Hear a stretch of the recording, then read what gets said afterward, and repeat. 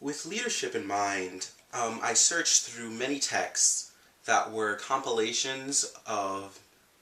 analysis of many different styles of leadership. And when I came across this one text by Northouse, written in 2010, it was a large compilation of many different styles of leadership. And when I came across transformational leadership, specifically, I went over the characteristics of it and thought that it was an excellent candidate for this project and to see its implications in the choral rehearsal room. Seeing that the word transformational was in the title of the style of leadership, I made many direct connections to critical pedagogy for music education, being that critical pedagogy for music education sees education as a conversation between teacher and student that ends up in a change or a transformation in the perception of the student and the teacher. The comprehensive look that Northouse gives us in his text about transformational leadership gives us these four main characteristics that we see emerge from leaders who can be classified as transformational leaders. Their purpose, transformational leaders' purpose, is to change and transform others. With that in mind, they are always geared towards having experiences and creating experiences with their, as we call them, constituents or followers, and having these experiences that are transformational and change the way in which they look at their task or change the way that they try to solve a problem or change the way that they view their position in the organization. In a musical standpoint, a transformational leader might try to have their students be able to see their music in a way in which they might not have previously. Instead of viewing Mozart's Requiem simply as a large classical style work, viewing it more as Mozart's personal eulogy for himself, his final piece of literature that he was able to create at that point. And viewing things in this and getting your constituents to view these artifacts in different ways will help them gain better skills, understand the task at hand, and also help them to perform better for you. The second is that they are committed to developing themselves and others to your fullest potential. Transformational leaders are concerned very much with trying to ensure that the constituents and themselves reach the highest level possible with the help of each other. Just as in critical pedagogy for music education, we are interested in trying to make students reach a place where they never thought they could, and also help them reach further than they could without our help. In that sense, quoting Vygotskian theory of the zone of proximal development, which is the belief that a student or a child can reach a limited potential without the help of a teacher or a guide or a facilitator. But with the aid of a facilitator, they can reach anywhere they want to. And when we realize that the two-way street that is communication between a leader and a follower, or a leader and a constituent, whichever adjective you choose to describe the person who was not the leader, we can ensure that the learning experience is one that changes both the perceptions of both sides. The third thing is that, like I said before, is that the leader and the follower both realize that leadership is not a one-way street. We, as transformational leaders, we try to realize and always recognize that our constituents come in with pre-established opinions and perceptions of the art that they're working in, or the field that they're working in, or the others that they're working with. With that in mind, we try to make sure that we are recognizing our constituents opinions in the meetings that we have, in the rehearsals that we have, and we are also trying to make sure that a dialogue takes place between constituent and leader that is not one-sided, that the leader does not have the final say, but uses their different standpoint to ensure that the entire group's opinions are mashed up and distributed in a way that everybody can have the feeling that their valued opinion was taken to heart. With that, the leader tries to hear the opinions of everyone if time allows, or allow each individual to be responsible for a section of the work. In the choral rehearsal, this could be best done by simply having dialogue within your rehearsal to discuss dynamics, discuss the reasoning behind the conductor's choice for certain articulation, and what the ensemble thinks about that. These are specific examples that you'll see a lot more, that you'll see application of in later parts of videos. The fourth characteristic that Northhouse says is that transformational leaders see the connection between transformational leadership and change, and they also see the partnership between leaders and followers. They see that the importance of the relationship and the dynamic of the followers and leaders, or leader and constituents, is always in a positive manner, that there are never any struggles between the two, and that we are always having a very cohesive environment where the leaders and followers are happy with each other, and by happy with each other I mean are taking time and opportunities to evaluate and synthesize the opinions that are brought to the table of others. And regards to transformational leadership and change, the leaders always understand that transformation needs to occur, a change in perception needs to occur after a product has been completed or after a rehearsal is over. With that in mind, we need to ensure that when we do have our choral rehearsals and we try to make sure that we're facilitating them in a transformational style, that we are always asking open-ended questions, that we are always trying to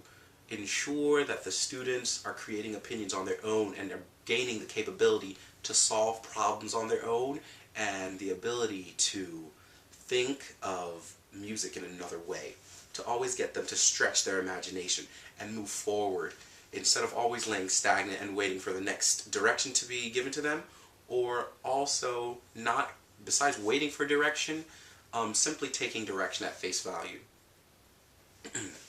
There are 4 factors specifically that transformational leaders are always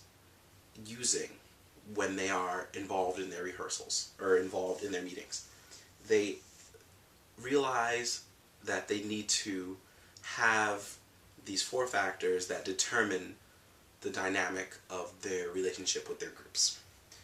The first factor is idealized influence. They are a leader who can be viewed as a role model. The transformational leader holds himself at a high esteem and always expects the best of themselves, putting their best foot forward for their group and always ensuring that they are a role model that the group can look up to and should be able to trust. Trust is a very large and important factor of the relationship between leader and follower in the transformational leadership style. The ability to trust the leader and the direction that they think an ensemble needs to go is very important, because without that trust, we cannot help our followers, constituents, to break free from simply taking on direction and not being able to go outside of themselves to look for deeper answers and deeper meanings to the questions that are posed in the rehearsals. Individual consideration. Transformational leaders are sensitive to the differences among their constituents. As transformational leaders, we strive to make sure that we understand that every individual is in our classroom or in our rehearsal room for the same reason, or we want them to be there for the same reason, is to create music. And we also realize that every person comes to the classroom with a different set of circumstances,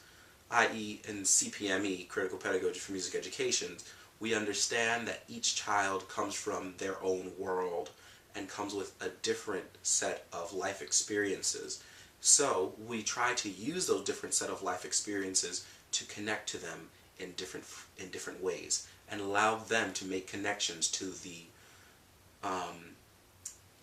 materials in which we are trying to impart to them.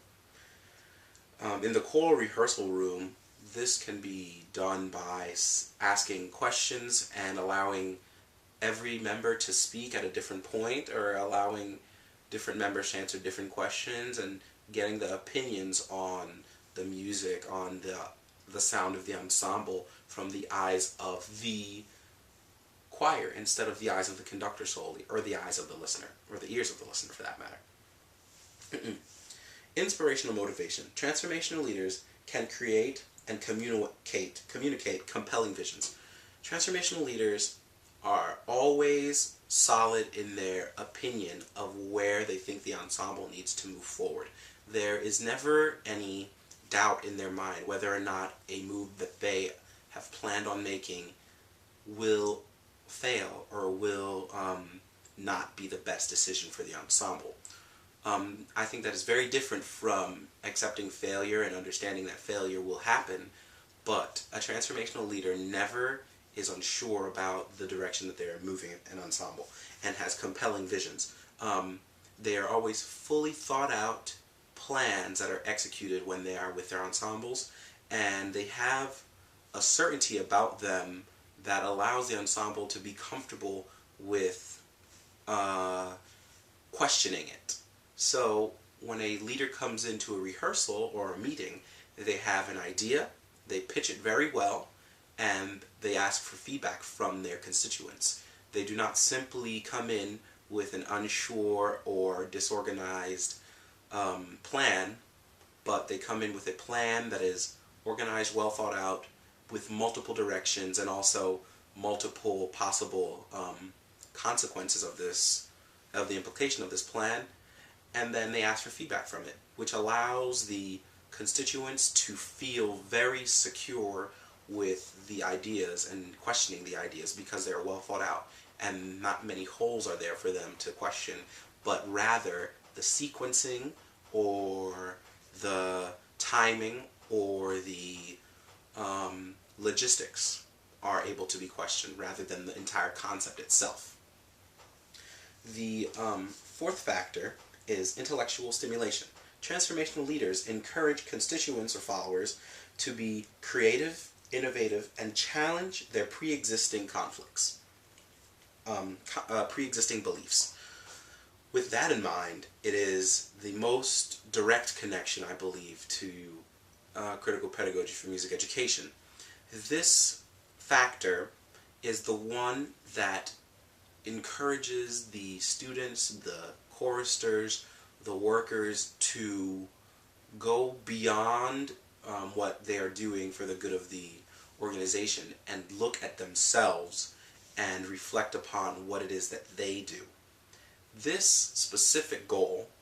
allows students to think about the way that they create and always try to move forward and create a new path for themselves. Instead of simply walking the path that they have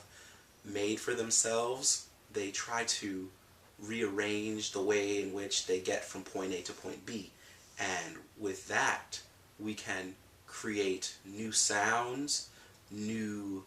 ideas, new techniques for rehearsing choirs, new perceptions, and we also challenge ourselves to not be stagnant and to have visions that are deep and well thought out. I think that when we allow our students to be stimulated in a way that ask them to question themselves and their beliefs in a constructive manner, that we allow the students to rearrange their thoughts and try to put them back together in a way that is new and fresh, instead of simply taking themselves for face value, and always trying to get them to reinvent themselves in a way that shows their maturity and growth intellectually. With all these factors in mind and these characteristics of transformational leadership, I believe that this style of leadership can be applied to the core rehearsal room very effectively in order to get musicians to try to solve problems on their own, create opinions about the text, and always have one, and always have a direction for where the ensemble should be going in every phrase of music, and allow them to understand that, yes, you may be the member of a choir, but individually you are very important, and that the ideas that the conductor comes to the rehearsal with, they are not always set in stone. That questioning the beliefs of a conductor is a very appropriate thing to do in the rehearsal room when the conductor expects you to do that. And that is something that the interviews with Dr. McGill showed, that I will get to in later videos. And I think that when we apply transformational leadership, or when we look at a person who is a transformational leader naturally, Dr. McGill, we can see that this style and this grounded philosophy that he has naturally helps to raise the level of the leadership of any ensemble in which he works with, and that us music educators can use these techniques and apply them to what we already believe to raise our own level of musicianship and to help us dig deeper and find ways to connect to our ensembles better. Furthermore, there are 7 other factors that can help label a transformational leader and also give you more depth to what is entailed in being one.